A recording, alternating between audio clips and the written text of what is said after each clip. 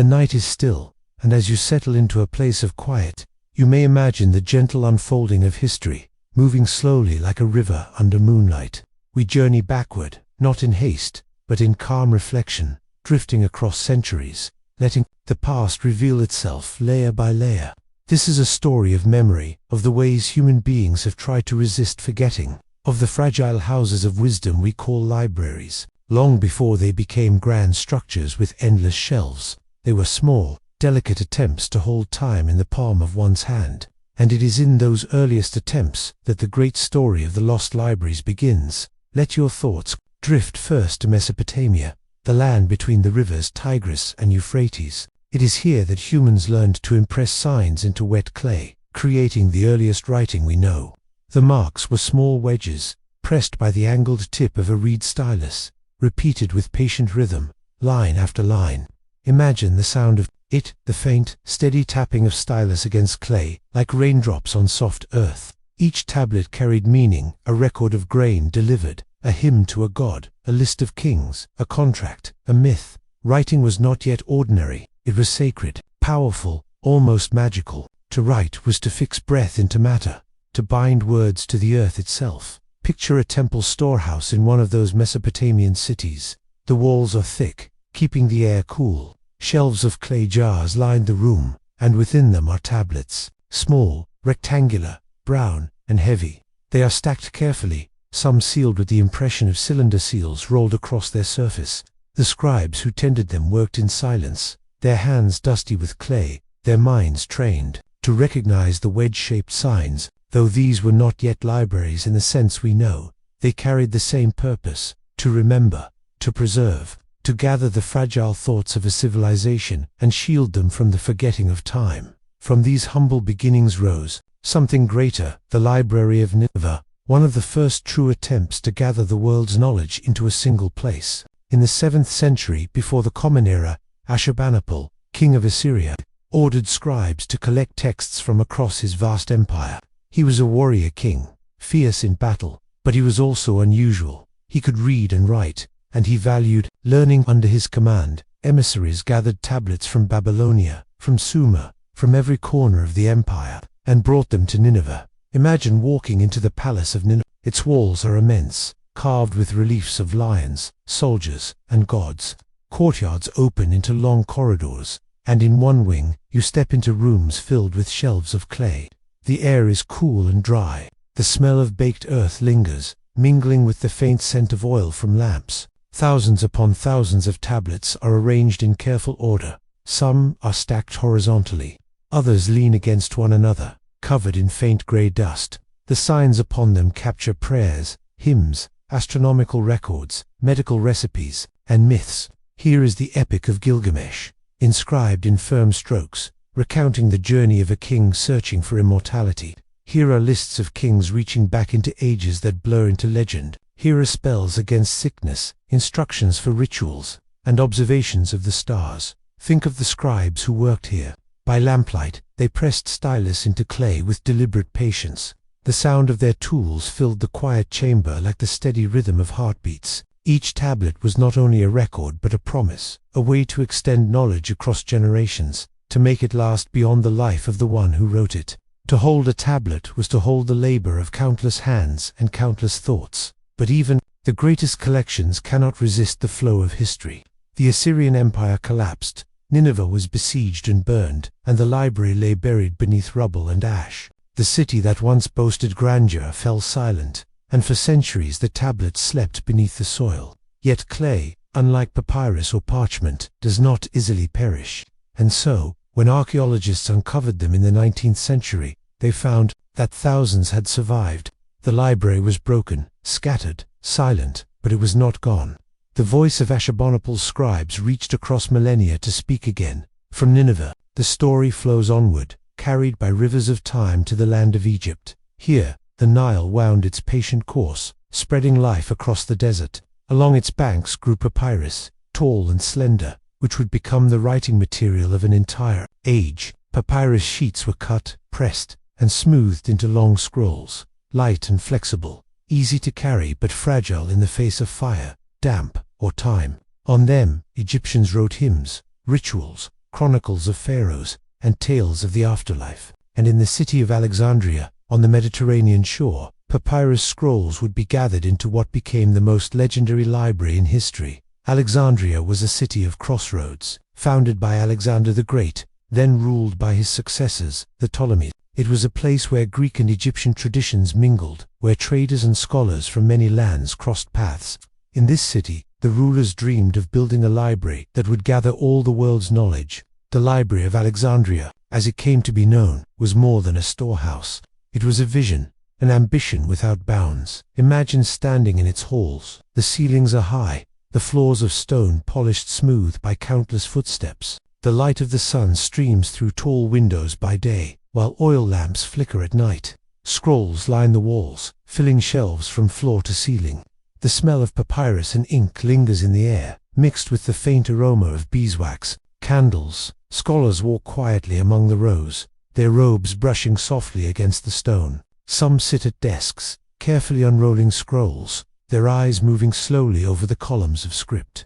Others translate works into Greek, their styluses scratching lightly across wax tablets. The library is alive with thought, though its voice is hushed, like a whispering sea dot. It is said that ships arriving in Alexandria's harbor were searched for scrolls. Originals were taken, copied, and returned, while the originals were kept in the library.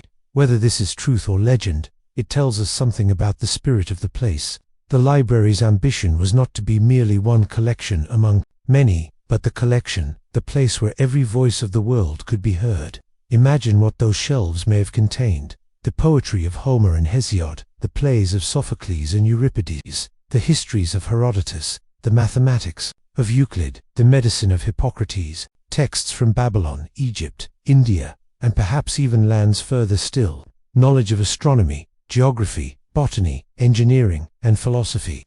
Perhaps works we can never name, lost to us forever, their words burned to ash or crumbled to dust. For the listener, drifting now in calm reflection, picture the scholars at their tasks. A philosopher murmurs lines from Plato, testing them against new thought.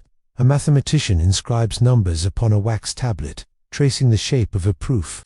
A physician reads aloud a recipe for a healing salve, while an astronomer charts the movement of stars. The air is hushed, yet alive with the soft murmur of minds at work. The Library of Alexandria was less a building than a dream made real, the dream of gathering all knowledge into one place, so that humanity might never forget. And yet, just as Nineveh fell, so too did Alexandria. The exact story is lost to us, wrapped in centuries of speculation. Some say the flames of Julius Caesar's ships spread to the library during his siege of the city. Others suggest that later rulers neglected it, or that different waves of conquest led to its decline. No single tale is certain. What is certain is that the scrolls did not survive whole. The knowledge, whether through fire, decay, or dispersal, slipped away. The great dream of universal knowledge was undone, and what remains is only the memory, brighter perhaps because of its loss. As you linger in this thought, allow yourself to reflect on the fragility of memory. Papyrus crumbles, fire consumes, time erases, yet the human impulse to preserve, to remember, to gather into libraries, has never ceased. In Nineveh and in Alexandria, people reached beyond their own lifetimes, seeking to hold eternity in their hands. Their works remind us that though buildings fall and scrolls burn, the longing for knowledge is as enduring as the stars. And so we rest here, at the end of this first journey, standing quietly in the halls of Alexandria. The lamps glow softly, the scrolls lie in their rows, the scholars murmur in gentle voices. Outside, the sea laps against the shore, carrying ships from distant lands. Inside, the library breathes with the hush of human curiosity. Eternal though fragile, ahead lie other stories: Pergamon, Rome, Nalanda, each a chapter in the tale of libraries built, libraries lost, and the endless human desire to preserve the whispers of time.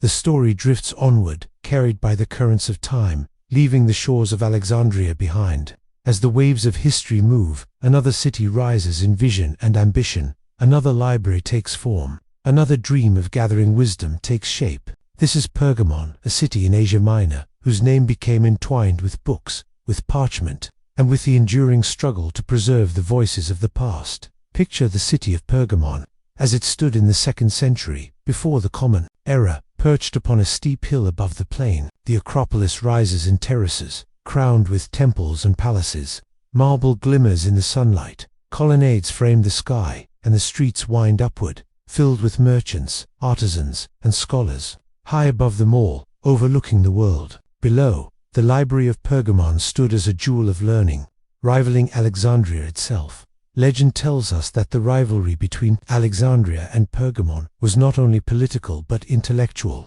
The Ptolemies of Egypt, jealous of Pergamon's growing reputation, are said to have banned the export of papyrus, hoping to cripple the library's growth.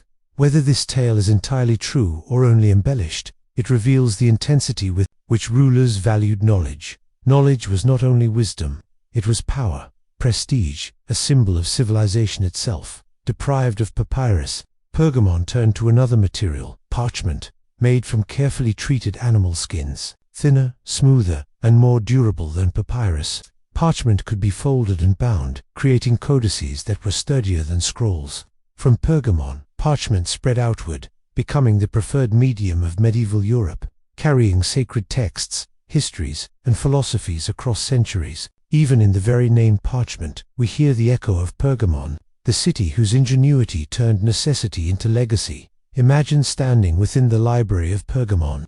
The walls are of marble, cool to the touch. Columns rise in solemn rows, their surfaces polished by time. The air is lighter here than in Alexandria, for the library sits high upon the Acropolis, where breezes move gently through shaded courtyards. On shelves of wood and stone, scrolls rest in ordered ranks, some of papyrus, some of parchment.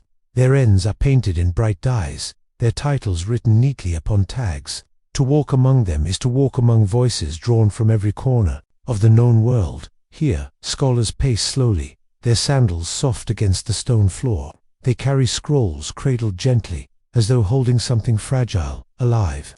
Their voices are low, their tones contemplative. One scholar unrolls a work of Aristotle, his eyes tracing the lines with care, lips moving silently as he reads.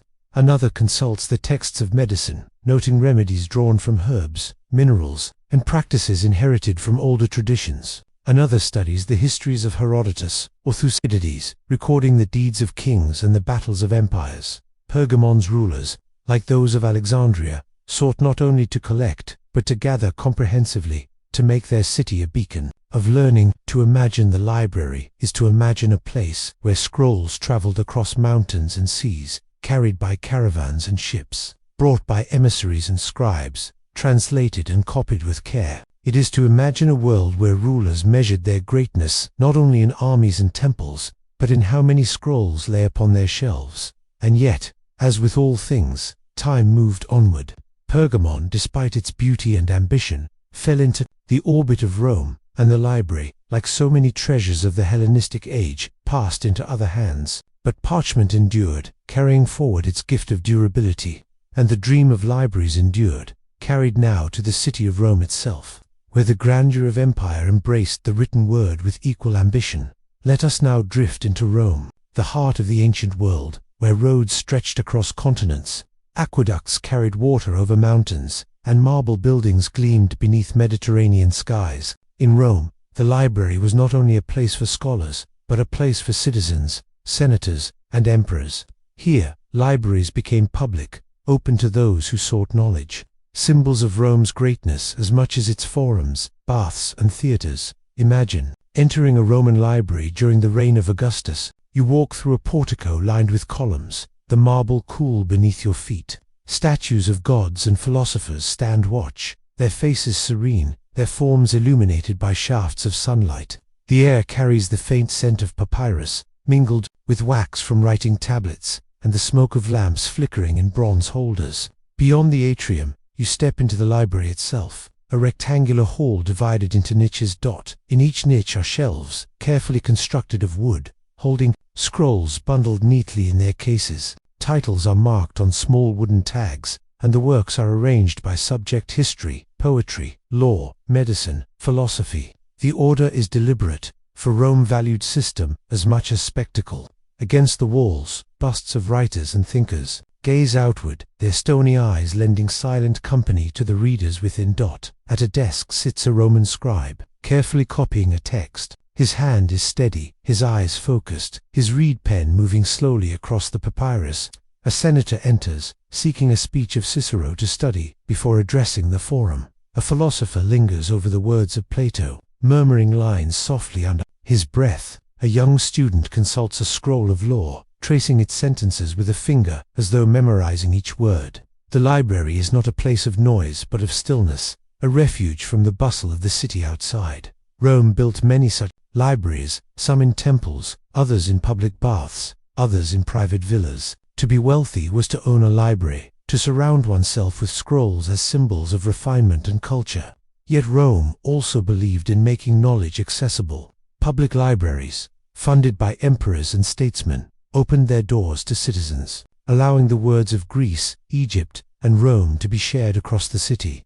Consider the scale of it. By the height of the empire, Rome may have held dozens of libraries, each with thousands of scrolls. Imagine walking from one to another, through streets alive with vendors and chariots, and entering once more into the hush of parchment and papyrus. Each library was a doorway into the minds of the past, a place where time could be suspended, where the voices of Homer, Aristotle, Cicero, and Virgil could be heard again. But Rome, too, was vulnerable to the slow erosion of time. Scrolls wear thin, ink fades, papyrus decays, fires, accidents, neglect all take their toll. And as the empire weakened, as invasions came, as cities fell into decline, the libraries faltered. Scrolls were lost, scattered, forgotten. Some survived, copied again and again, carried into monasteries, preserved by the careful hands of monks. Others vanished, leaving only echoes in references and quotations.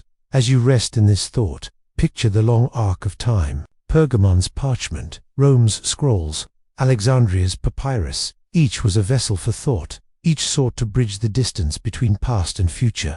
Yet each was fragile, vulnerable to the same forces that shape all human creations. Empires rose and fell, but the desire to preserve wisdom never faded. It moved onward, like a current beneath the surface, flowing unseen but steady, carrying fragments of ancient thought into later ages. Close your eyes, if you wish, and imagine again the halls of Pergamon, the marble walls, the shelves of parchment, the scholars murmuring in the quiet air. Imagine the libraries of Rome, the niches filled with scrolls, the busts gazing in silence, the readers bent over their texts. These places are gone, their shelves empty, their scrolls turned to dust. But in memory, they remain alive, luminous in the mind's eye, eternal in the story of humanity's longing to remember. Ahead lies Nalanda, the great university of India, and the medieval libraries that followed. But for now, let the story linger. In Pergamon and Rome, in the cool marble halls where scrolls once rested, where wisdom was gathered, where time itself seemed to pause. The libraries may be lost, but the dream endures, soft as the whisper of pages turning in the quiet of night. The path of knowledge stretches eastward now, carried across deserts and mountains, into the vast and ancient lands of India and Asia, where memory took on a different form, where libraries were not only collections of books but living centers of thought, bound to the rhythms of philosophy, spirituality, and tradition. The story leads us to Nalanda, a place so vast, so luminous, that later generations would remember it as a wonder of the world. Imagine India in the centuries after the time of the Buddha. The air is warm, the earth fertile, the rivers winding, through plains dotted with villages and towns. Along these paths, pilgrims and traders move steadily, carrying not only goods but ideas. It was in this land, during the reign of the Gupta dynasty, that Nalanda arose. Around the 5th century of the Common Era, kings and patrons endowed a place where monks, scholars, and seekers could gather to study. What grew was not merely a monastery, not merely a school, but a vast university, with temples, dormitories, lecture halls, and, at its heart, libraries beyond measure. Step slowly into Nalanda, as it might have been. The sun glows gently over red brick walls, their surfaces warm to the touch. Gates open into wide courtyards, where monks in saffron robes walk in silence, carrying palm leaf manuscripts wrapped in cloth. Tall towers rise above the complex, their outlines softened by the haze of the afternoon. The sound of chanting drifts softly through the air, blending with the calls of birds perched in banyan trees. Within these walls, knowledge is alive. The libraries of Nalanda were said to be vast, perhaps holding hundreds of thousands of manuscripts. Imagine the buildings themselves, multi-storied structures, their rooms lined with shelves. On those shelves rest stacks of palm leaf texts, each leaf inscribed with delicate letters, bound together with string, wrapped in cloth covers. The smell is earthy, resinous, a mixture of dried leaves, ink, and oil used for preservation. Lamps burn gently, their smoke rising in soft spirals, casting a warm glow over the manuscripts. Scholars move quietly among them, their hands reverent as they select a text, their lips moving silently as they read. What was preserved here?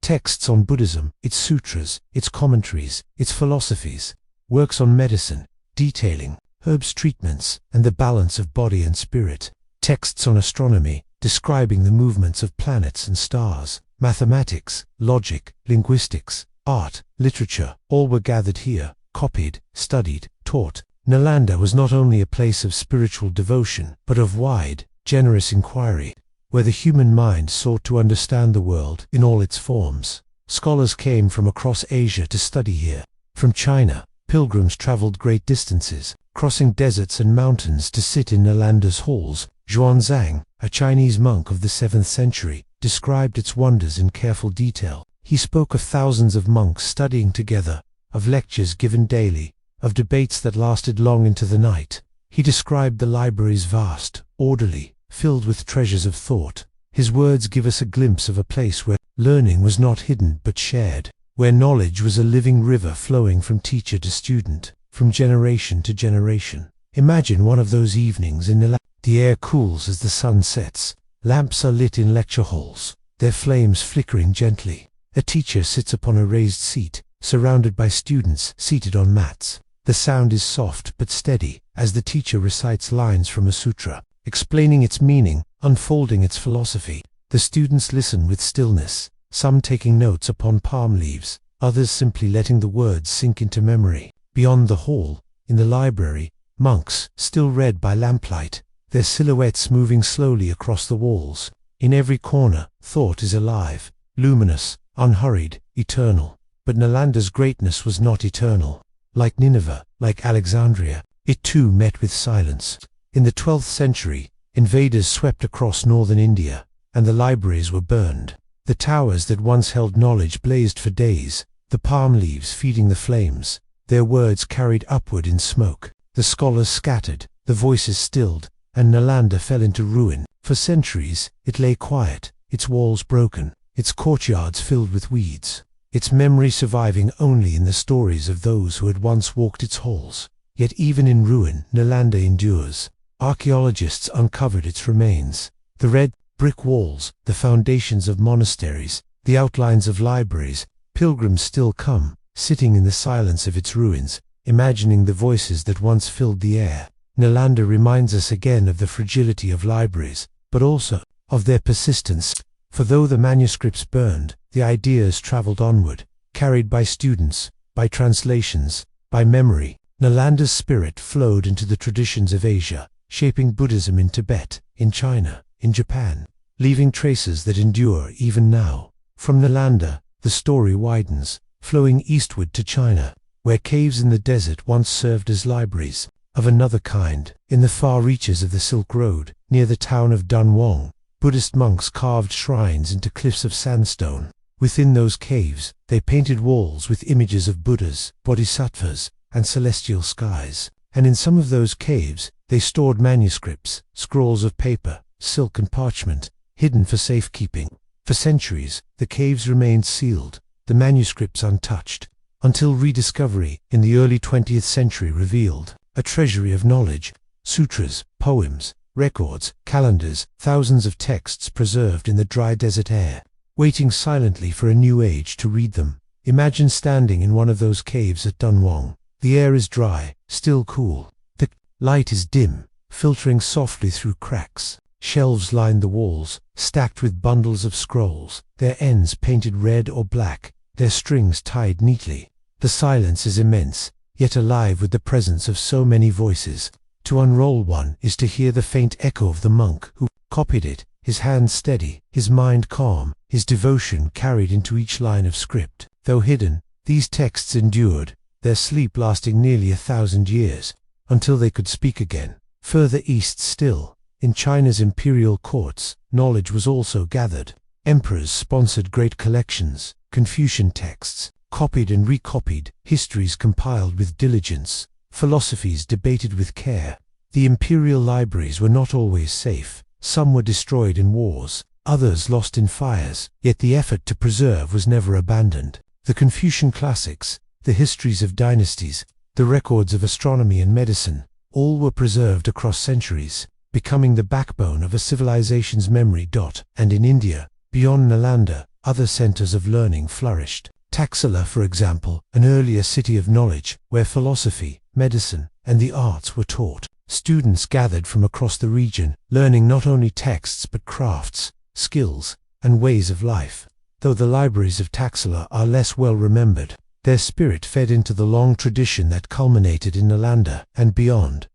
You drift with these thoughts. Picture the vastness of Asia's libraries, Nalanda's towers glowing in the sunset, filled with palm leaf manuscripts, Dunhuang's caves, silent in the desert, their scrolls hidden in darkness, China's palaces, their shelves filled with histories and classics, Taxila's classrooms, alive with the voices of teachers and students. Each is different, each shaped by its culture and time, yet all are bound by the same impulse, to gather, to remember, to preserve.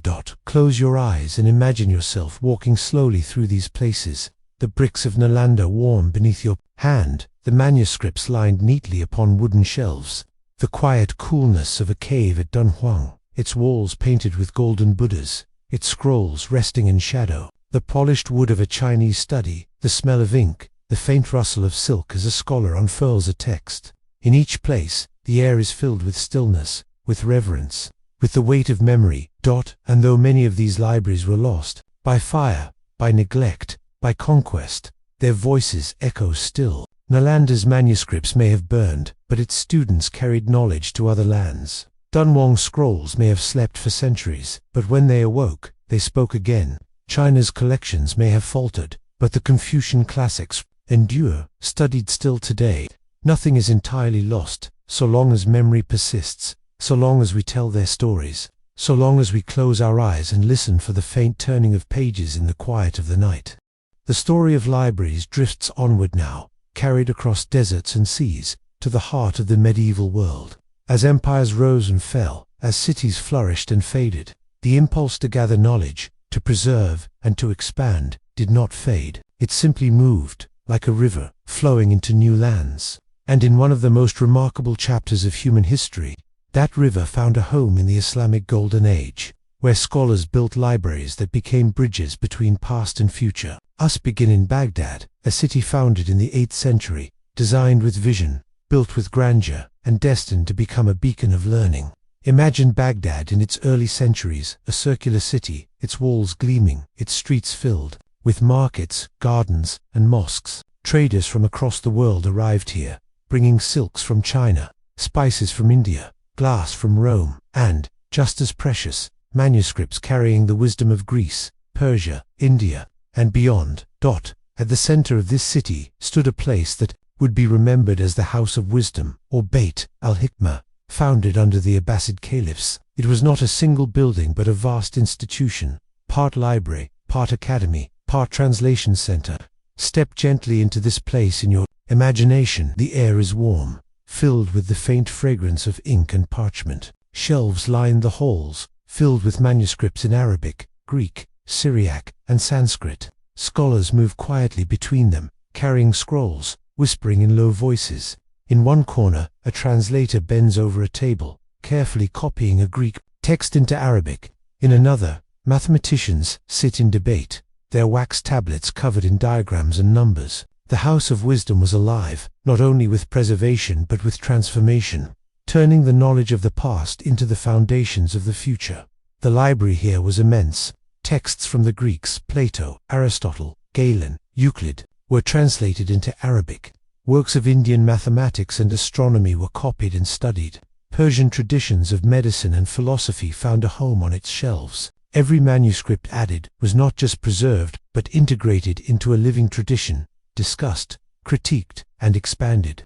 Scholars like Al-Kandi, Al-Farabi, and Al-Razi walked these halls, their minds drawing upon the wisdom of many cultures, weaving them together into new patterns. One can imagine a scene within the House of Wisdom at dusk. Lamps are lit as the sun sets over the Tigris River. A circle of scholars gathers in a courtyard, their voices soft but steady. One recites lines from Aristotle, translated carefully into Arabic. Another offers commentary, expanding upon the thought, connecting it to medicine, to mathematics, to the rhythms of the stars. The air is filled not with noise but with stillness, with the presence of minds meeting across centuries and cultures, and among them was Al-Khwarizmi, whose works on algebra would give the world a new language of numbers. Others mapped the heavens, creating star charts that guided travelers. Physicians studied Galen, then refined his teachings with their own observations. Knowledge here was not static. It breathed, it grew, it expanded outward, traveling along the Silk Road, carried into Spain, into North Africa, into Europe. From Baghdad, the story moves westward, carried across deserts to the great libraries of Al-Andalus in the cities of Córdoba, Seville, and Toledo. In Córdoba, during its height in the 10th century, the library of Caliph Al-Hakam II is said to have contained hundreds of thousands of volumes. Imagine entering such a place. The air is cool and fragrant, the shelves heavy with leather-bound manuscripts, their spines painted with gold. Scribes sit in rows, copying texts with steady hands, their pens scratching softly upon parchment. Outside, the streets of Córdoba are alive with fountains, gardens, and light, a city where learning was not hidden but celebrated. In Córdoba's libraries,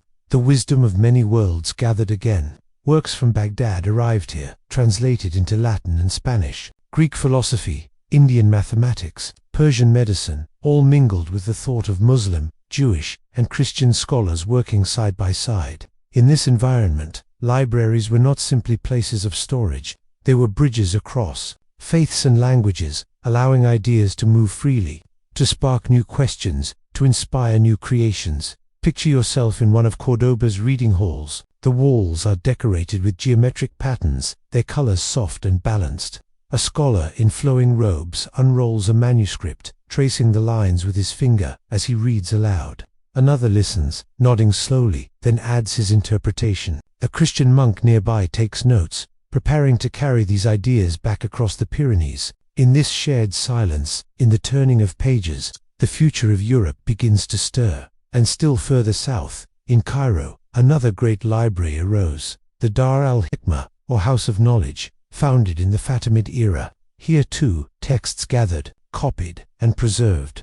The scholars of Cairo studied medicine, astronomy, and philosophy, adding their own contributions to the vast ocean of thought. The city itself was a living library, its streets filled with calligraphers, bookbinders, and teachers. What is striking, as we move gently through these centuries, is the rhythm of preservation. Again and again, libraries gathered knowledge from many cultures, protected it, translated it, expanded it, and though time would bring loss, Baghdad's House of Wisdom was eventually destroyed in the Mongol invasions of the 13th century, its manuscripts said to have filled the Tigris with ink. The knowledge did not entirely vanish. By then, much of it had traveled west, carried into Europe, where it would help ignite the Renaissance. Pause here, and let the image settle. A chain of libraries stretching across lands and centuries. Nineveh's clay tablets buried in the earth. Alexandria's scrolls shining in lamplight. Nalanda's palm leaves glowing in red brick halls. Baghdad's manuscripts translated and debated by lamplight. Córdoba's vast shelves glimmering with gold and leather. Cairo's scholars copying texts in the stillness of their halls. Each library was a link, each a vessel, each a heartbeat in the long story of memory. As you imagine this, let your mind rest on the simple image of a manuscript being copied. A scribe sits at a low table, a lamp burning beside him. His pen moves slowly, carefully, line by line. Hours pass in silence. Outside, the city stirs with noise, but within, all is still. The manuscript grows, page by page, its words preserved. For another generation, it is a fragile act, yet within it lies the endurance of knowledge, the survival of civilizations. And so the medieval libraries remind us of this truth, that memory is fragile, but also resilient. The House of Wisdom may have burned, but its translations flowed into Spain. Córdoba's shelves may have emptied, but its influence lingered in Europe's universities. Cairo's texts may have scattered, but its spirit endured in scholars and teachers. Nothing is ever entirely lost. The river of memory always finds a way to flow onward. As the story of libraries drifts westward once more, it arrives in Europe during the long centuries often remembered as the Middle Ages. Too many. This was a time of castles and knights, of quiet villages and looming cathedrals, yet hidden within the stone walls of monasteries, behind wooden doors heavy with iron. Another story unfolded, the quiet labor of preservation, where monks and scribes, by candlelight, carried the fragile thread of memory through the dark. Imagine, for a moment, a monastery in the hills of Ireland, or in the forests of France, sometime in the 9th or 10th century. The air outside is cool, misty, filled with the scent of damp earth and pine. Inside, within thick stone walls, a silence hangs, broken only by the low murmur of chanting in the chapel. But beyond the chapel lies another chamber, smaller, more hidden, yet equally sacred. The SCRIPTORIUM. Step into this room gently in your mind. Narrow windows let in only faint light. Wooden desks stand in rows, their surfaces covered with parchment, inkwells, and sharpened quills. At each desk sits a monk in a heavy robe, bent over his work. His pen moves slowly, carefully, each letter shaped with reverence. Hours pass in silence, broken only by the scratching of quills and the occasional sigh as a candle flickers. Here, texts of the ancient world are copied, not only scripture, but also fragments of Aristotle, of Cicero, of Virgil, of Galen. It is painstaking, quiet work, yet without it, entire traditions would have been lost. Picture the shelves of such a monastery. Wooden boards hold manuscripts bound in leather, their pages thick with vellum.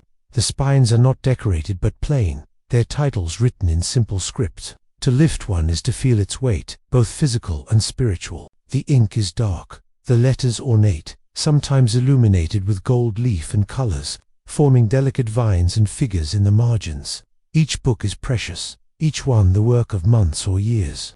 To lose one would be sorrowful. To copy one is to preserve not only knowledge, but devotion itself.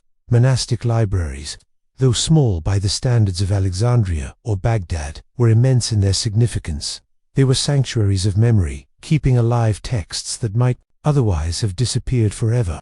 In the Abbey of St. Gall in Switzerland, shelves filled with manuscripts formed one of the greatest collections of its time. In Monte Cassino, in Italy, monks copied and recopied works of law, medicine, and philosophy across England, Ireland, and the continent. Thousands of scriptoria worked quietly, linking Europe back to the ancient world. Let your imagination linger in one of these libraries. Outside, storms may sweep across the land. Wars may rage, kingdoms may rise and fall, but within these walls, the work continues, steady, calm, unbroken. Each letter copied is an act of defiance against forgetting. Each manuscript added to the shelf is a bridge to the future. In time, as cathedrals rose across Europe, new libraries grew alongside them. The great cathedral schools of Paris, Chartres, and Cologne gathered texts for teaching theology, law, and philosophy. By the 12th century, universities began to appear in Bologna, Paris, Oxford, each with collections of manuscripts for their students. These were not vast libraries, but their significance was great. Knowledge, once confined to monasteries, was now being shared in new settings, carried into the lives of scholars and students. Picture an early university library, a narrow hall lined with desks, each chained with a book. 4 books were so valuable that they could not be trusted to be carried away. Students bent over them, their faces lit by candlelight, their hands tracing the lines of Latin text. The air is filled with quiet murmurs, with the rustle of parchment, with the turning of heavy pages. These libraries were modest, yet they laid the foundation for something far greater. As the centuries passed, the collections grew, and in Rome, in the 15th century, a new chapter opened with the creation of the Vatican Library. Commissioned by Pope Nicholas V, it became a vast and organized repository, meant not only to preserve the texts of Christian tradition, but to gather all of human knowledge available at the time. Imagine its halls, frescoed ceilings arching above, shelves filled with manuscripts and, later, printed books, gathered from across Europe and beyond. Scholars traveled to Rome to study here, to see manuscripts long thought lost. to immerse themselves in the thought of antiquity. The Vatican Library, with its vast holdings, reflected a new spirit emerging in Europe, the spirit of the Renaissance, a rebirth of classical knowledge and art. From the 15th century onward, libraries became more than places of preservation. They became places of discovery, of curiosity, of expansion. The printing press, invented by Gutenberg in the mid-15th century, transformed everything. No longer were books the rare treasures of scribes' hands. Now they could be multiplied, shared, spread across the continent. Libraries swelled, their shelves filling not just with manuscripts, but with printed volumes, each carrying the voice of the past into the future.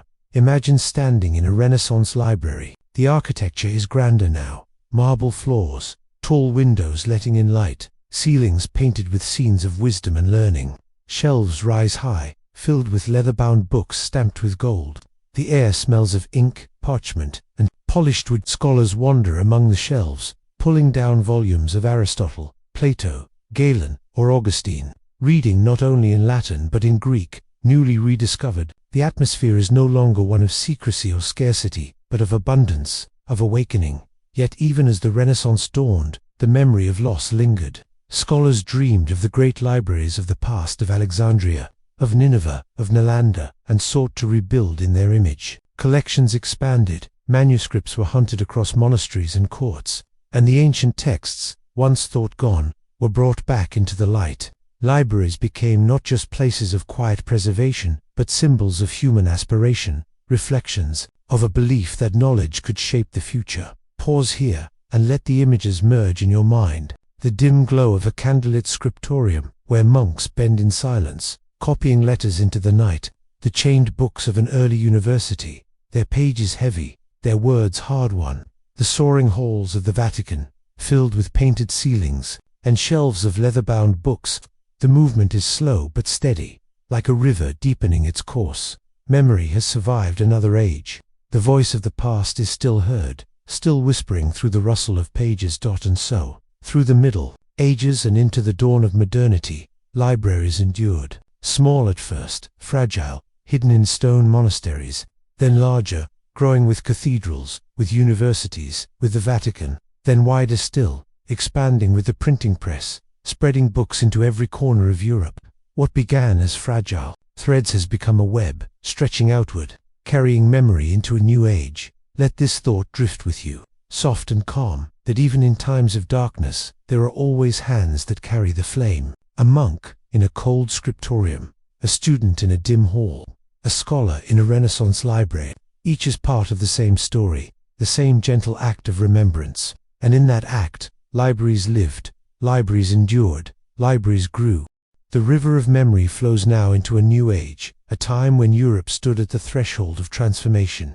The late Renaissance and the early modern centuries opened doors not only to new lands across the seas, but also to new ways of gathering and sharing knowledge. It was an age of exploration, of discovery, of curiosity unbound. And within it, libraries grew larger, stronger, and more deeply woven into the life of nations. Imagine the world of the 16th and 17th centuries. Ships set sail from the harbors of Lisbon, Seville, and Amsterdam, their sails bright against the horizon, their hulls heavy with goods, and with them came manuscripts, maps, and knowledge carried from far-off lands. The printing press, now widespread, poured forth books in greater numbers than ever before. Scholars, rulers, and citizens alike felt the growing presence of the written word, and the library was no longer a cloistered chamber, but a symbol of power, pride, and progress. One of the most luminous of these new libraries rose in Oxford, England, the Bodleian Library. Founded in the early 17th century by Sir Thomas Bodley, it became one of the great repositories of the world. Step quietly into its halls in your imagination. The air is cool and hushed, the stone walls tall and solemn. Wooden shelves rise high, filled with rows of leather-bound volumes, their spines glimmering with gold. The ceilings are vaulted, decorated with coats of arms and carvings that catch the dim light. Scholars walk softly across the stone floors, their footsteps echoing as they move toward long wooden tables lit by tall windows. Here, the Bodleian books were not only gathered but organized, catalogued with care, made accessible to generations of scholars. The Bodleian was among the first libraries to receive a copy of every book published in the kingdom, a tradition that endures even today. Imagine the slow expansion of its shelves as year by year, book by book, knowledge accumulated. The smell of parchment, the rustle of pages, the steady quiet of the reading rooms, all of it forming an atmosphere of timeless study. Across the Channel, in France, another vast collection was taking shape. The Bibliothèque Nationale, beginning as the Royal Library of Charles V in the 14th century, grew steadily into one of the largest libraries in the world. By the 17th century, under the guidance of powerful kings like Louis XIV, it became both a treasure house and a statement of grandeur. Picture its halls, richly decorated, filled with manuscripts gathered from across Europe, from ancient monasteries, from private collections, and from the voyages of explorers. The library here was not only a place for scholars but a symbol of France itself, a mirror of its cultural and intellectual ambition. The same spirit touched Spain, where the Escorial Library, built under King Philip II, became another jewel of the age. Imagine its long galleries, their ceilings painted with frescoes of allegorical figures, their shelves filled with rare manuscripts and books in Latin, Greek, Arabic, and Hebrew. Here, the treasures of many worlds rested side by side, gathered in a single place, preserved in silence. What unites these libraries is a new sense of scale, of ambition. No longer were they the modest collections of monasteries or universities. They were becoming vast repositories, intended not only for learning but for posterity. They were meant to endure, to grow endlessly, to reflect the grandeur of nations. Each book was not just a volume of parchment or paper. Each was a stone, in the foundation of something larger, the memory of a people, a culture, a civilization. Picture yourself standing in one of these early modern libraries at dusk. The windows glow faintly with the last light of the sun. Lamps are lit, their warm flames dancing upon the shelves. The smell of wood and leather fills the air. A scholar, in a black robe, sits at a table, bent over a thick folio, the pages heavy, the script dense. He turns the leaves slowly, pausing often, his lips moving as he reads. Around him, silence stretches, a silence that feels vast, like the stillness of the sea. In that silence, the voices of Aristotle, Cicero, Augustine, and countless others whispered gently, their presence alive in the turning of each page. As exploration widened Europe's horizons, so too did the content of its libraries expand. Manuscripts from the Islamic world, carried through Spain and Italy, found their way into these collections. Accounts of voyages to the Americas, maps of new coastlines, descriptions of unfamiliar plants and animals, all entered the shelves. The libraries became not only repositories of the past but mirrors of a world rapidly changing, recording each discovery, each encounter, each step into the unknown. Think of a librarian in this era, carefully cataloguing a newly arrived manuscript. Perhaps it is a text in Arabic, brought from Cairo. Perhaps it is a book on astronomy, printed in Venice. Perhaps it is a chart of the stars, as seen from the southern hemisphere, carried across the ocean by a sailor. Each new arrival is carefully noted, shelved, and preserved. The shelves lengthen, the rows grow higher. The library expands like a living organism, fed by the curiosity of humankind. In Germany, too, libraries grew, such as the Herzog August Library in Wolfenbüttel, a vast collection of manuscripts and printed books that attracted scholars from across Europe. In Italy, the Biblioteca Marciana in Venice gathered treasures of Greek and Roman antiquity. Everywhere, the same pattern emerged, libraries growing, expanding, becoming central to the cultural life of nations. And yet, for all their grandeur, the atmosphere remained serene, timeless. Walk again through these imagined halls, the smell of ink and wood, the soft light filtering through tall windows, the steady, unhurried presence of books, row upon row, shelf upon shelf, each volume resting in silence, yet filled with voices, each page waiting patiently, ready to speak when opened. As the 17th century passed into the 18th, libraries continued to flourish. They became not only centers of study, but symbols of enlightenment. Knowledge was no longer confined to the few. In some places, public libraries began to appear, open not only to scholars but to citizens. The Bodleian, the Bibliothèque Nationale, the Escorial, each reflected the grandeur of a nation. Yet together they reflected something larger, humanity's deepening commitment to memory, to the preservation and sharing of thought. Pause here in your mind and let the images drift together.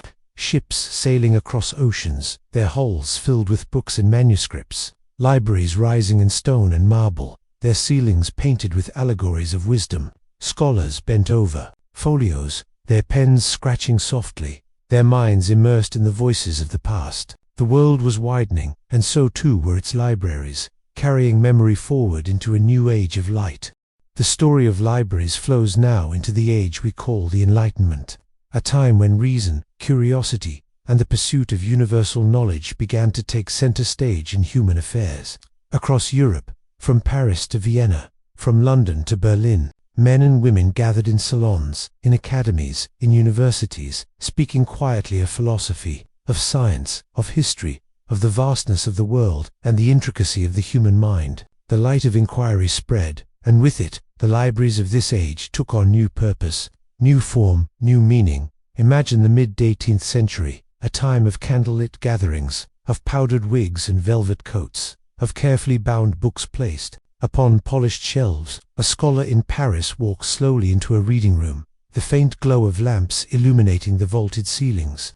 The silence of the place feels both heavy and alive, filled with the presence of centuries. He moves toward a table, places a thick volume before him, and begins to read, his mind opening to ideas that reach far beyond the walls of the city. One of the most symbolic creations of this age was not a library itself, but a book designed to hold all knowledge, the Encyclopédie, edited by Denis Diderot and Jean-Laurent d'Alembert. Published in France in the mid-18th century, it was intended as a grand compendium, a library within a library, a universe of knowledge gathered into printed form. Imagine the careful arrangement of its volumes, entry after entry, article after article, on topics ranging from mathematics to medicine, from botany to art, from philosophy to the trades of daily life. Each page was a doorway, each word a thread in the web of understanding. But the encyclopedia was not alone.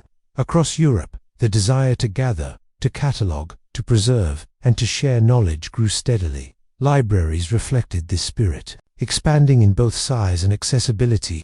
They were no longer only for kings, or priests, or the elite. They began to open their doors wider, to welcome the curious, the thoughtful, the ordinary citizen who sought to learn. Consider the British Museum Library, founded in the mid-18th century. It began with the collection of Sir Hans Sloane, a physician and naturalist who had gathered manuscripts, books, and objects from across the world. When his collection was offered to the nation, it formed the heart of what would become one of the greatest libraries in human history. Picture its halls, vast and solemn, filled with manuscripts and printed books, with artifacts and curiosities. The library within the British Museum became not only a place of study, but a reflection of the Enlightenment spirit, that knowledge should be gathered, preserved, and made available not for the few, but for all. Travel in your mind to Vienna, where the Austrian National Library expanded in splendor during the Enlightenment. Imagine its grand hall, the Prunksaal with its marble columns and painted ceilings, its statues and gilded decorations. The shelves here rise toward the domed roof, lined with books bound in leather and gold. The light filters softly through high windows, illuminating the painted allegories of wisdom, justice, and power. Scholars walk slowly beneath their eyes moving from page to page, their thoughts drifting between the ancient and the modern, the past and the future. In Berlin, the Royal Library took shape, another great repository of the age. In St. Petersburg, the Imperial Public Library was founded, intended to serve not only scholars but the public, a radical idea at the time. In Paris, the Bibliothèque Nationale expanded even further, becoming a central beacon of knowledge. In each of these cities, the library was not simply a building, it was a symbol, a temple to the Enlightenment ideal that knowledge should be universal, shared, and enduring. The age was also marked by the growing belief that libraries could serve as engines of progress. Knowledge, once the guarded possession of the few, was now seen as a gift to be extended to the many. Imagine the soft murmur of conversation in a Parisian salon, where thinkers debated the nature of government, of rights, of science, of morality. Many of the ideas discussed in those quiet evenings would later find their way into books, into libraries, into the growing collections that would preserve them for generations. Let your mind drift to Edinburgh in Scotland, where the Advocates' Library grew into one of the great legal collections of Europe, reflecting the Scottish Enlightenment's emphasis on reason, philosophy, and inquiry, or to Copenhagen, where the Royal Danish Library expanded, preserving Nordic history alongside the broader intellectual heritage of Europe. Everywhere, the Enlightenment spirit infused the libraries, shaping them into living reflections of curiosity and discovery. It was in this period that the notion of libraries as civic institutions truly began to blossom.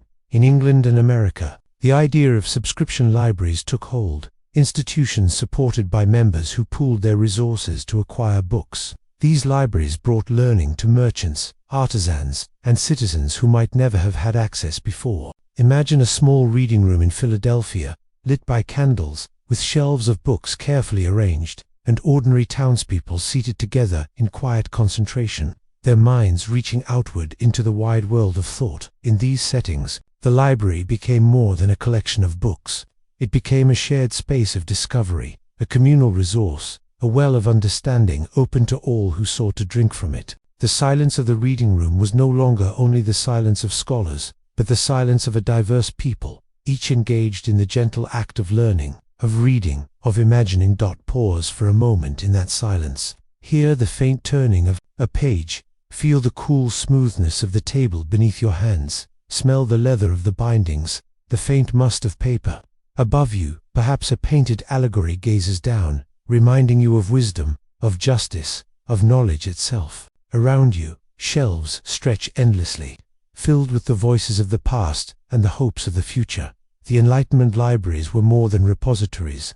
They were embodiments of an ideal, that truth could be found, that wisdom could be shared, that progress could be nurtured. And in their quiet halls, beneath their high ceilings and among their endless shelves, that ideal lived and grew, like a flame spreading gently, illuminating the world. Let the image rest in your mind. The Prunksaal in Vienna, gleaming with marble and fresco, the reading rooms of Paris, glowing softly with candlelight, the British Museum Library, vast and orderly, filled with treasures of thought, the subscription libraries of London, Edinburgh, and Philadelphia, humble yet profound, their doors open to those who had never before been welcomed into the world of books, all of them together forming a great constellation of memory, shining in the Enlightenment night. The story of libraries moves gently now into the 19th century, an age of immense change, of industry, of invention, of cities swelling with people, and of societies reshaped by the rhythm of machines.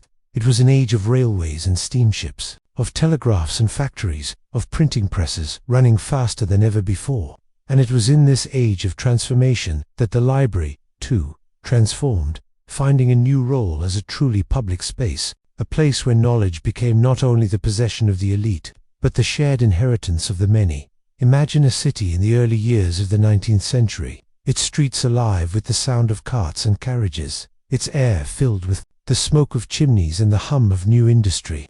In these growing cities, men and women labored long hours, their days shaped by the rhythm of machines and the demands of employers. Yet within these crowded streets and narrow homes, a new hunger for learning began to rise. People sought knowledge not only for leisure, but for survival, for advancement, for understanding the world that was changing so swiftly around them. And it was into this world that the public library stepped, offering something both humble and profound, the chance to read, to study, to know. In Britain, the movement toward public libraries began with small subscription collections and mechanics institutes, places where workers could gather after their labors, to learn, to read, to improve their knowledge. Imagine a modest hall lit by lamps, with rows of wooden chairs and shelves filled with books on science, on mechanics, on mathematics, on history.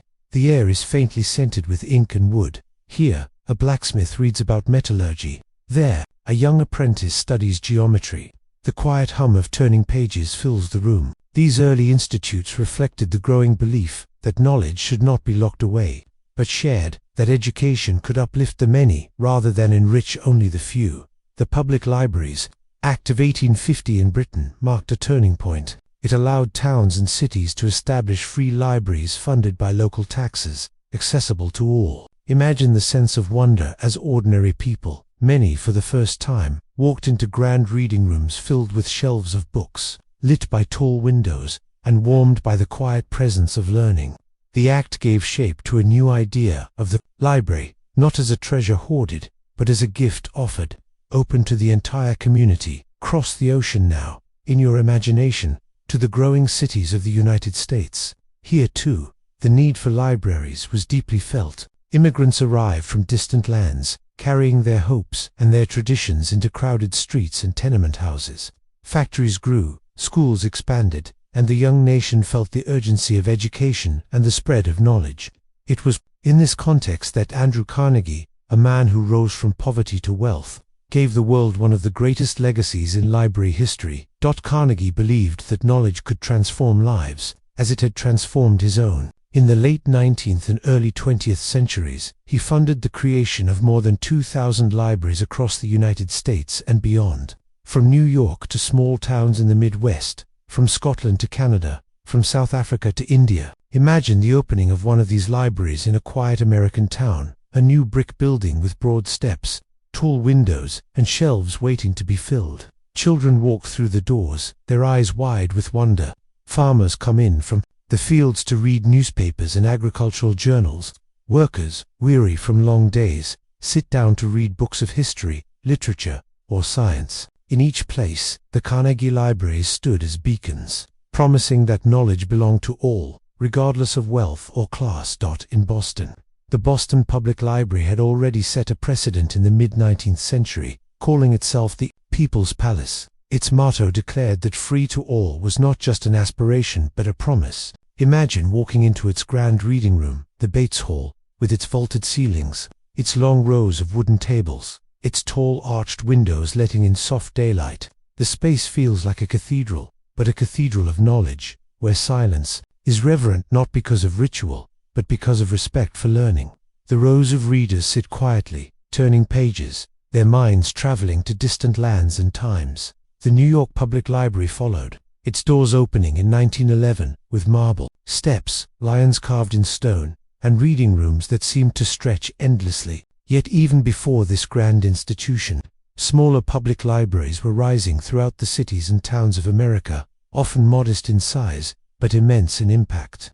Each book placed on the shelf represented a chance, an invitation, a key to a new world. Meanwhile, in Europe, the great national libraries expanded further. The Bibliothèque Nationale in Paris continued to grow, its collections enriched by the age of exploration and empire. The British Museum Library, soon to become the British Library, became a central hub for scholars from around the world. In Berlin, Vienna, and St. Petersburg, libraries grew in grandeur and accessibility, reflecting both national pride and Enlightenment ideals carried into a new century. Farther afield, in the great cities of India under British rule, libraries also took root. The Asiatic Society of Mumbai, established earlier in the century, continued to expand, preserving manuscripts and books from across Asia. In Calcutta, Madras, and Delhi, collections grew, blending colonial ambitions with local scholarship. Imagine a colonial-era reading room in Mumbai, its tall windows open to the humid air, its shelves lined with manuscripts in Sanskrit, Persian, and Arabic. Alongside European books of science, law, and history, scholars sit side by side, absorbed in study, their presence a reminder that knowledge could bridge cultures, even in times of great division. In Egypt, the Khedive Library was established in Cairo, a modern echo of the lost Library of Alexandria, holding works in Arabic and European languages. In Japan, the National Diet Library would come later, but in the 19th century, the country already experienced a quiet flowering of knowledge as it opened to the world after centuries of isolation. In China, the great imperial libraries held ancient scrolls even as Western-style institutions slowly began to emerge. Across the globe, libraries reflected both the traditions of the past and the changing aspirations of the present. Imagine now the quiet of a public reading room in Manchester or Liverpool, in Birmingham or Glasgow. The industrial towns of Britain, once filled only with the clamour of machines, began to host buildings of quiet dignity, their shelves lined with books, their tables welcoming to workers and children alike. The silence of the library offered something different from the noise of the factory, a chance to rest, to reflect, to dream. Picture a worker, suit still on his hands, seated with a book of poetry before him. Imagine a young girl reading about the stars, her mind opening to the cosmos. These moments, small and unremarkable to those who lived them, were the quiet revolutions of the age. Public libraries became not only repositories of books, but centers of community life.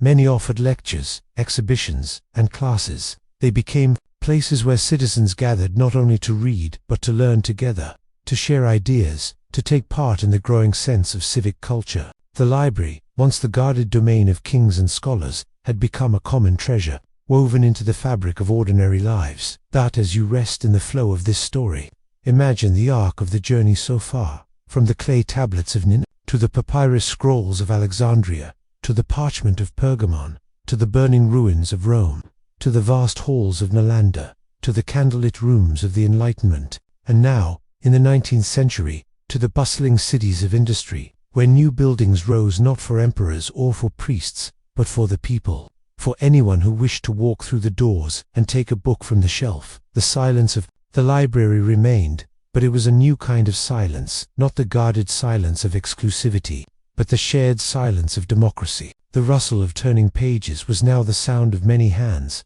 from every class and every walk of life, participating in the long human story of learning. Pause in that silence for a moment. Hear the faint echo of footsteps on stone floors. Feel the smooth surface of a wooden table. See the soft light filtering through tall windows, illuminating the spines of books that stretch endlessly along the shelves.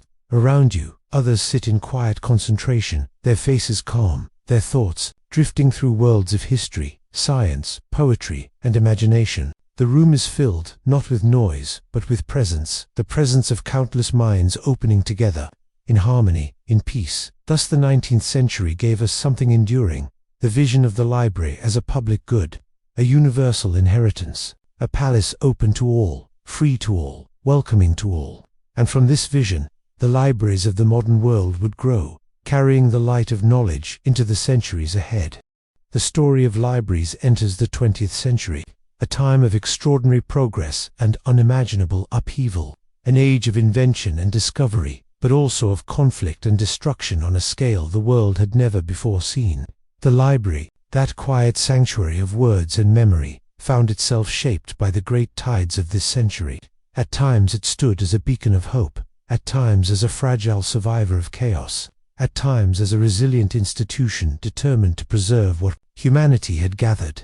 Imagine a library in the year 1900. The world is on the threshold of modernity. Electricity begins to light the streets of great cities. Telegraph wires connect continents. The printing press, more efficient than ever, pours out newspapers, magazines, novels, and textbooks in astonishing numbers. Libraries, too, are changing, expanding their collections to meet the growing appetite for reading among the public. The grand reading rooms of New York, Boston, London, and Paris are filled with citizens eager to learn, to read, to dream. The hum of modern life surrounds these buildings, but inside, the silence of the library remains, unchanged, timeless. Yet this silence would soon be shaken. In 1914, the First World War broke out, and with it, devastation spread across Europe and beyond. Cities were bombarded, fields turned to wastelands, and millions of lives were lost. In this storm of violence, libraries too suffered. The most tragic example was the Library of Louvain in Belgium. In August 1914, as German forces advanced, the university library, which had stood since the 15th century, was set ablaze. Hundreds of thousands of volumes, including irreplaceable manuscripts, were consumed by fire. The glow of the flames lit the night sky, while students and professors stood helpless, watching centuries of learning vanish in smoke. Imagine that moment, the crackle of flames devouring parchment and paper, the heat rising into the night, the air filled with ash, the silence broken only by the collapse of shelves and the cries of those who watched. It was not only a building that burned, but a memory, a part of the human story. Yet even in that loss, there was resolve. After the war, nations across the world came together to help rebuild the Library of Louvain, sending books, donations, and manuscripts. A new building rose, its shelves filled again, a testament to the idea that knowledge, once destroyed, could yet be reborn. The Second World War brought even greater destruction. Between 1939 and 1945, libraries across Europe and Asia suffered losses beyond measure. In Warsaw, the university library and countless archives were systematically destroyed. In Germany, Allied bombing raids set entire collections ablaze. In London, the British Museum was struck, though much of its collection had been evacuated in time to safer places. In St. Petersburg, then Leningrad, libraries endured the long siege, their collections guarded fiercely by those who understood that in times of despair, books could still hold life, meaning, and hope. Consider, for a moment, the courage of librarians in this time. While bombs fell, while armies advanced, while cities collapsed, many librarians risked everything to save their collections. Manuscripts were hidden in cellars, carried into mountains, concealed in monasteries, and smuggled across borders. Each rescued page was an act of defiance, a refusal to let knowledge perish in the flames of war. In Florence, priceless Renaissance manuscripts were moved to the countryside for safety. In Paris, librarians worked quietly to protect treasures from both bombing and confiscation. In China, as the war with Japan raged, scholars carried ancient texts across mountains to keep them from destruction. These acts, quiet and often unheralded, ensured that much of humanity's memory endured the centuries' darkness. Picture, if you will, the haunting ruins of a library after an air raid. Walls blackened, roofs collapsed, ash settling softly like snow upon broken shelves. Among the rubble, a single book survives, its pages singed at the edges, but its words intact. A librarian bends to pick it up, dusts it gently, and sets it aside. In that small gesture lives the determination of the human spirit to preserve, to rebuild, to continue. The aftermath of the Second World War was not only destruction but renewal. Across the world, nations rebuilt their libraries, determined to restore what had been lost. The Library of Warsaw rose again. The University Library of Leuven was reconstructed once more. In Germany, in France, in Britain, in Japan, institutions reopened their doors, often with collections smaller than before, but with renewed purpose. To rebuild a library was to affirm life, to declare that knowledge and memory were worth saving, worth cherishing, worth carrying forward. This century also saw the rise of entirely new forms of libraries. The United Nations, founded after the war, created the Dag Hammarskjöld Library in New York, a symbol of global cooperation. UNESCO began to work for the preservation of cultural heritage worldwide, recognizing that libraries were not only national treasures but part of a universal inheritance. The idea of the library as a global institution, serving not just one people but all humanity, gained strength in these years. Imagine walking into the New York Public Library in the 1950s. Outside, the streets are filled with the sounds of traffic and the energy of a modern city. Inside, the marble lions stand guard, as they always have. You climb the steps, enter the grand reading room, and find rows upon rows of tables filled with readers. Students study quietly, immigrants learn English. From borrowed books, researchers consult vast card catalogues to find their way through millions of volumes. The silence of the library endures, but it now shelters a far more diverse and expansive community than ever before. In the Soviet Union, massive state libraries grew, such as the Lenin State Library in Moscow, serving as both tools of ideology and repositories of world literature. In Japan, new institutions rose from the ashes of war, modern and forward-looking. In India, newly independent, libraries became symbols of national identity and education, gathering both ancient manuscripts and modern works. Across Africa, as nations gained independence in the mid-20th century, libraries were established as centers of learning and civic pride. In Latin America, great national libraries expanded, carrying forward traditions of scholarship and public service. And so, the library in the 20th century was both fragile and resilient, both vulnerable to destruction and capable of rebirth. Its walls could be shattered, its shelves burned, its collections scattered. Yet its essence, the preservation and sharing of human knowledge, proved indestructible. For every library that fell, another rose. For every book lost, another was written.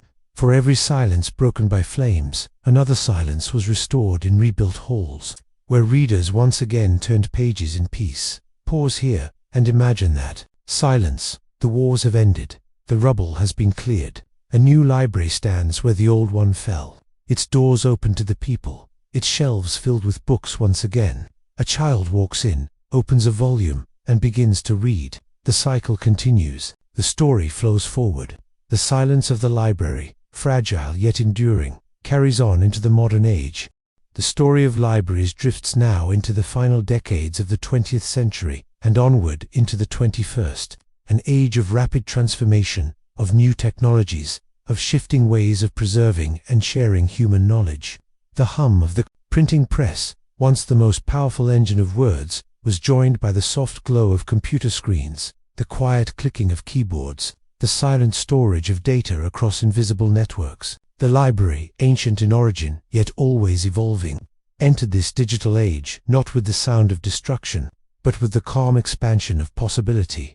Imagine a library in the 1970s. The reading rooms look familiar, filled with wooden tables and rows of books, but in one corner stands something new, a computer terminal. The screen glows faintly green, letters appearing as if from nowhere. For the first time, a student can search a database instead of riffling through hundreds of index cards. The card catalog, with its countless drawers and carefully typed labels, begins to share its role with electronic catalogs. Slowly, the rhythms of library life shift. The librarian, once skilled in guiding readers through shelves and handwritten indexes, now learns to navigate circuits, databases, and codes. The silence of the reading room is broken now and then by the faint tapping of keys. By the 1980s and 1990s, computers had multiplied, filling entire rooms with humming machines, each holding vast amounts of information. Libraries began to digitize their catalogs, making it possible for a reader to know, in seconds, whether a book was on the shelf. Imagine the wonder of a researcher in the 1990s, entering a search term into a terminal and watching as the screen returned lists of titles, authors, and call numbers. What once took hours of searching through paper records now happened in an instant. The efficiency both astonishing and disorienting. The internet soon expanded this transformation. By the turn of the millennium, the dream of universal access to knowledge, first imagined in the halls of Alexandria and the monasteries of the Middle Ages, seemed newly possible. Digital libraries began to emerge. Projects designed to preserve and share not only the printed word, but also manuscripts, images, sounds, and films. The fragile pages of ancient texts, once locked in rare manuscript rooms, could now be scanned, photographed, and shared with the world. The words once confined to a single location could now travel across continents in moments, glowing on screens thousands of miles from the parchment or paper on which they were first written. Pause for a moment and picture the quiet work of digitization. A manuscript lies gently upon a table. Lights are adjusted. A camera, carefully aligned, captures each page. Slowly, patiently, the work proceeds, page after page, word after word, image after image. When the work is done, the fragile manuscript is returned to its protective case, while its twin, its digital echo, begins a new life, accessible not to one reader at a time, but to millions. Projects like the Internet Archive, founded in the 1990s, sought to capture not only books, but the vast and fleeting memory of the Internet itself. Millions of volumes, scanned and stored, joined with billions of web pages, preserved so that future generations might know what was written, shared, and imagined in this digital moment. Google Books began scanning libraries across the world, building an immense digital collection, though not without controversy. National libraries, too, created their own digitization programs. The British Library, the Library of Congress, the Bibliothèque, and countless others began to open digital doors alongside their physical ones. Imagine a student today, seated at a desk, their laptop glowing softly in the dark. Without leaving their room, they can enter the Library of Congress, explore manuscripts from the Vatican, read scrolls from the Dead Sea, examine paintings from the Louvre, and consult newspapers from a century ago. The walls of the library, once physical and immovable, have dissolved into networks, into invisible streams of data, into a library without walls. And yet, amid this transformation, the physical library has not disappeared. Walk into the New York Public Library, the British Library, or the National Diet Library in Tokyo, and you will still find shelves stretching endlessly. Tables waiting for readers, quiet halls echoing with the soft rustle of turning pages. The digital has not replaced the physical, it has joined it, creating a harmony of forms. The library remains both a building and a network, both a sanctuary of silence and a portal of endless reach. Consider the role of the librarian in this age, no longer only the guardian of shelves, the guide to catalogs, the keeper of silence. The librarian has become a navigator of digital seas, a teacher of information literacy, a bridge between the physical and the virtual. Imagine a librarian seated at a desk, answering questions not only about where a book might be found on a shelf, but how to evaluate a website, how to navigate an online database, how to preserve digital files for the future. The skills change, but the purpose remains: to connect people with knowledge, to preserve memory, to nurture learning. The dream of universal knowledge, always fragile, always incomplete, shines again in this age. In the vastness of the internet, not all is reliable, not all is true, not all is preserved. But within libraries, physical and digital, there is still a quiet commitment to accuracy, to preservation, to the careful stewardship of the human record. The fragility of papyrus and parchment has been joined by the fragility of servers and formats, yet the mission endures. Imagine the silence of a modern library's digital archives. No pages rustle here, no footsteps echo. Instead, servers hum softly in climate-controlled rooms. Lights flicker on machines that hold terabytes of information. Behind the screens and codes, the same purpose continues: to gather, to preserve, to share. In this silence, as in the silence of stone halls and wooden shelves, memory is kept alive. And so the story flows forward. From clay tablets to papyrus scrolls, from parchment codices to printed books, from catalog drawers to glowing screens, the library has always adapted, always changed, always found new forms to carry the same ancient purpose.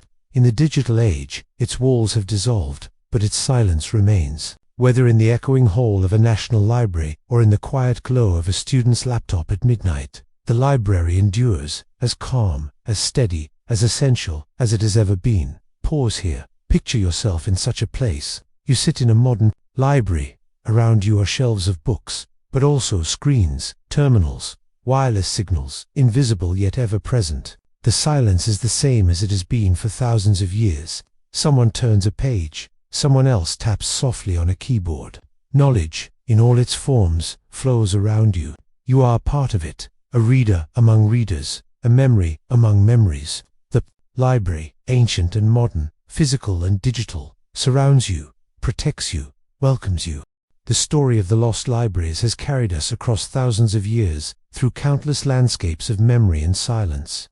We began with the earliest clay tablets of Mesopotamia, those first attempts to bind words to matter, etched into wet clay with the wedge-shaped strokes of cuneiform. We wandered the chambers of Nineveh, where Ashurbanipal's vast collection of tablets promised to gather the wisdom of the known world.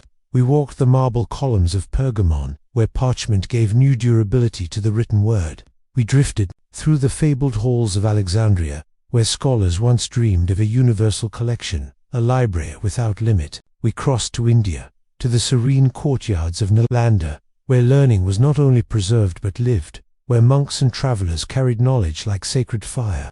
We visited Rome, where archives of empire rose and fell, leaving fragments behind. And still, the story flowed forward. In the monasteries of medieval Europe, monks bent patiently over manuscripts, copying line by candlelight, keeping alive texts that might otherwise have vanished into the silence of time. In the Islamic Golden Age, libraries in Baghdad, Cordoba, and Cairo blossomed, filled with translations and commentaries, preserving not only the wisdom of Greece and Rome, but adding discoveries of their own in mathematics, astronomy, and medicine. The Renaissance rekindled the fire of classical knowledge, sending scholars in search of forgotten texts, rebuilding libraries as symbols of human dignity.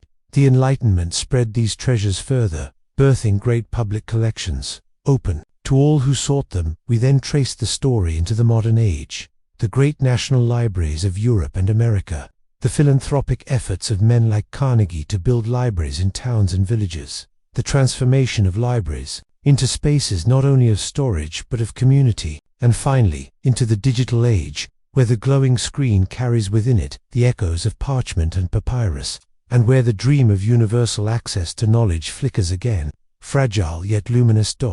Through all these chapters, one truth remained constant: libraries rise and libraries fall, but knowledge, somehow, finds ways to endure. Fires destroyed scrolls, invaders scattered collections, neglect consumed manuscripts, and yet somewhere, in another place, in another form, memory survived. What perished in Alexandria lived on in Nalanda. What was lost in Nineveh survived. In monasteries, what Rome forgot reappeared in Islamic libraries. What parchment carried forward was later renewed in print, and what print risked losing was reborn in digital light. The library, then, is not only a building, nor a single collection, nor even a single age. It is an unbroken chain, fragile but unending, linking generation to generation. It is the story of humanity itself, always forgetting, always remembering, always seeking to preserve. Pause for a moment, and imagine all these libraries together.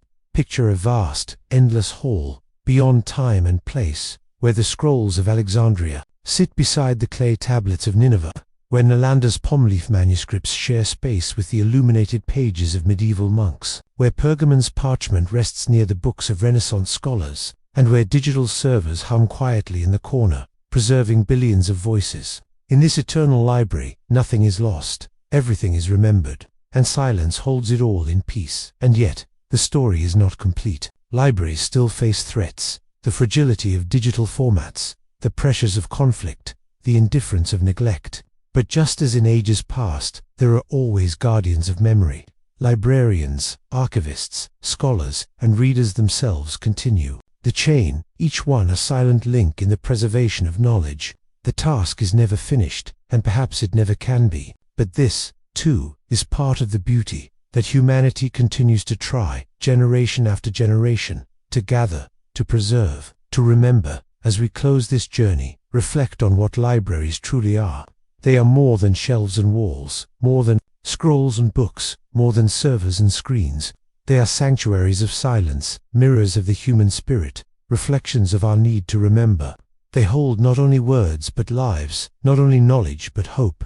They are fragile, yes, but also enduring. They fall, but they rise again. They are lost, but never entirely. The story of the lost libraries, then, is not only a tale of destruction, it is also a tale of resilience. For every fire, there has been a flame carried onward. For every ruin, there has been rebuilding. For every silence, there has been a whisper that survives. Now, let the journey rest. You are part of this story too.